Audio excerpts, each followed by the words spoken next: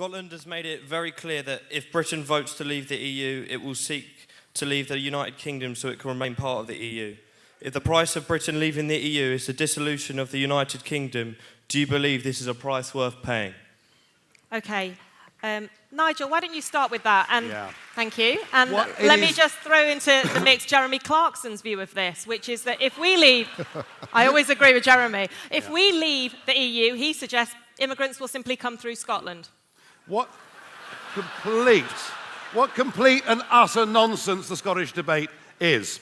The first thing to say is that as this campaign goes on, already we see a narrowing whereby the levels of those that want to leave in Scotland are becoming increasingly not dissimilar to the levels of those that want to leave in England. That's point number one. But if Britain does vote for independence, and that's what this referendum is all about, the idea that the Scots would vote, well, oddly against independence, but would vote for separation and would say to the Scottish people, we can stand on our own 2 feet, when they based all their economic numbers 2 years ago on oil at $113 a barrel, when it's now trading at $35 a barrel, is frankly for the birds. All right, Alan.